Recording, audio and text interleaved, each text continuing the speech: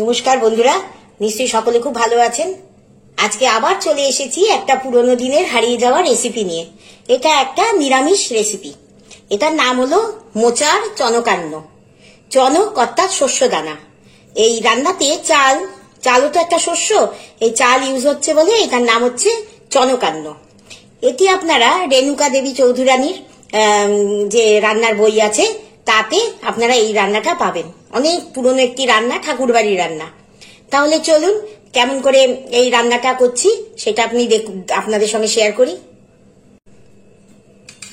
আমি গোবিন্দভোগ চাল নিয়েছি এবং চালটা একটু ঘি দিয়ে ভেজে রেখেছি। ভালো করে পরিষ্কার করে নিয়ে ঘি দিয়ে ভালো করে ভেজে রেখেছি। আর মোচা কেটে আমি সেদ্ধ করে রেখেছি একটু সামান্য হলুদ দিয়ে, নুন দিইনি। তাহলে এবার আমি প্রথম থেকে কি করছি আপনাদের দেখাচ্ছি।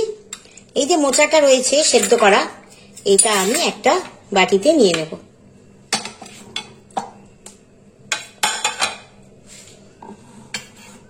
এবার আমি এই মোচার মধ্যে দিয়ে দেবো অল্প একটু হলুদ গুঁড়ো। যেহেতু হলুদ দিয়ে সেদ্ধ করেছি তাই আমি অল্প একটু হলুদ গুঁড়ো দিলাম। আর দিলাম অল্প একটু লঙ্কার গুঁড়ো। এই সমস্ত নিরামিষ রান্না তো একটু মিষ্টি মিষ্টি হয়, তাই ঝাল কম দিলাম।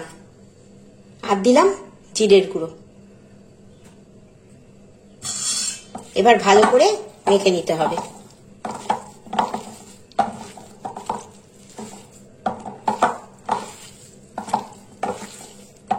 মশলাটা ভালো করে মোচার সঙ্গে মেখে নিয়েছি।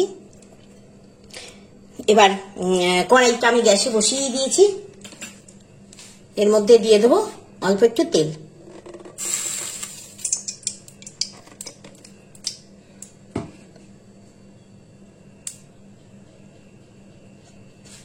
এই তেলের মধ্যে আমি এবার দিয়ে দেবো শুকনো লঙ্কা, তেজপাতা, আর দেবো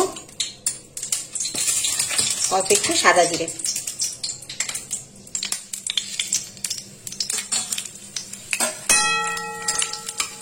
ফোড়নটা একটু ভেজে নেব। আমি এর মধ্যে গরম মশলা ফোড়ন দিলাম না, আমি গরম মশলা গুঁড়ো দেব।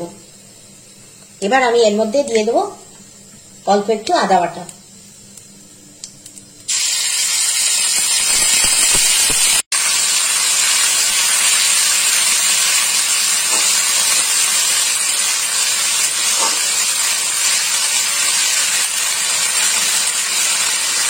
আদাটা আমি বেশি ভাজবো না, তাহলে গন্ধটা চলে যাবে। এবার আমি এর মধ্যে দিয়ে দেবো এই মেখে রাখা মোচাটা।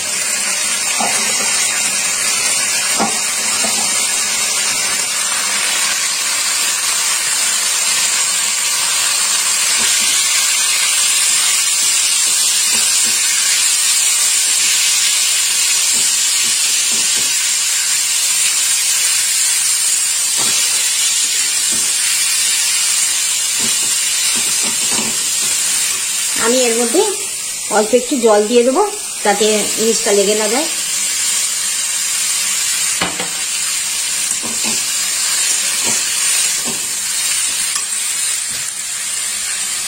আর দিয়ে দেবো এর মধ্যে বেশ কিছুটা কিশমিশ। কিশমিশটা আপনার ইচ্ছে হলে ভেজে নিতে পারেন, আমি এমনি দিলাম। আর কাজু বাদামও দেবো, সেটা একটু পরে দেবো।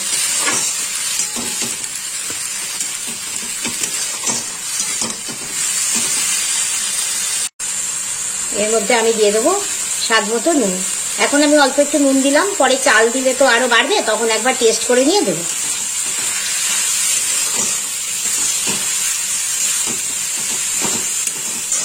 মোচাটা ভালো করে কষিয়ে নেব।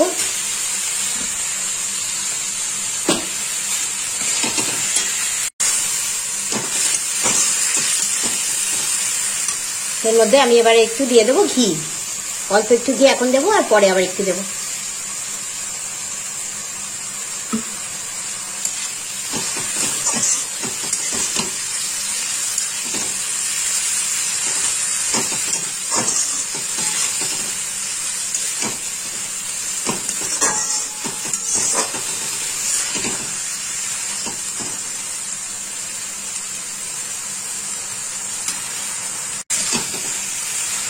তেল ছেড়ে এসছে, এবার আমি এর মধ্যে দিয়ে দেবো এই ভেজে রাখা গোবিন্দভোগ চাল।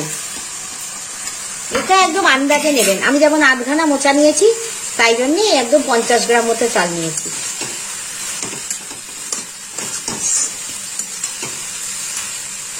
চালের সঙ্গে ভালো করে মিশিয়ে নেব।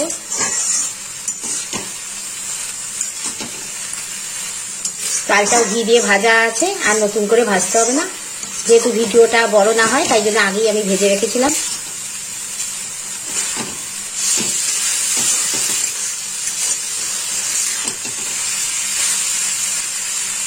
এবার আমি এর মধ্যে দেবো জল, কেননা চালটা তো সেদ্ধ হতে হবে, তাই চালটা যেমন সেদ্ধ হবে ঠিক মানে সেই পরিমাণে একটু জল দেবেন, যাতে চালটাও সেদ্ধ হয় কিন্তু জল যেন বেশি না হয়, কারণ এটা ঝুরঝুরে পোলাওয়ের মতো রান্না হয়। ব্যাস, এবার আমি এটা ঢাকা দিয়ে রাখবো, ঢাকা দিয়ে চালটা সেদ্ধ হতে দেবো। চালটা সেদ্ধ হলে, জলটা শুকিয়ে গেলে তারপরে কি কি দিচ্ছি আপনাদের সঙ্গে শেয়ার করব।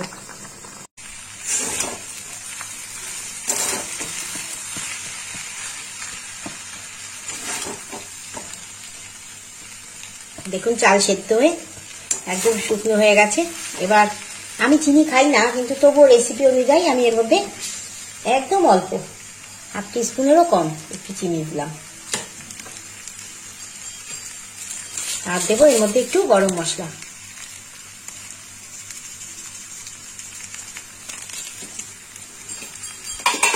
এবার এর মধ্যে দেবো আবার একটু কাজু আর কিশমিশ।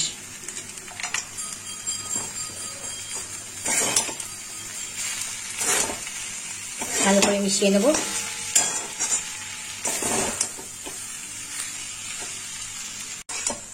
আগেও আমি একটু ঘি দিয়েছি, এবার আমি আরো একটুখানি বেশি করে ঘি দেব।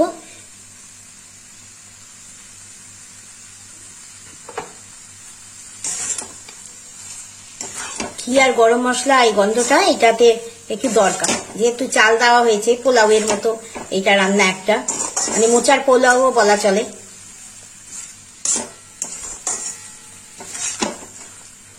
এরকমই ঠাকুর বাড়ির আরো অনেক রান্না আমি করে আপনাদের দেখাবো, আপনারা আমার চ্যানেলের সঙ্গে থাকবেন। এটাই চনকান্ন মোচার, আগেই বললাম চনক মানে হচ্ছে শস্য দানা, মানে এখানে যেহেতু চাল ইউজ হয়েছে তাই জন্য চনক দিয়ে এই মোচাটা, তাই এই মোচা রেসিপিটার নাম হচ্ছে মোচার চনকান্ন। দেখুন একদম রেডি রান্না। এই চালটাও দেখুন সেদ্ধ হয়ে গেছে কিন্তু ভাঙেনি। এবার নামিয়ে দেখাচ্ছি।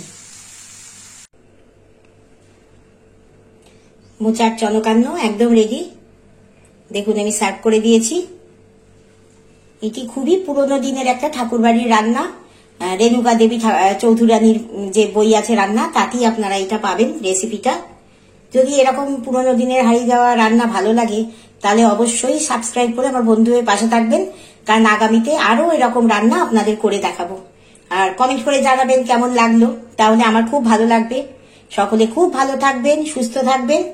আজ আসি, নমস্কার।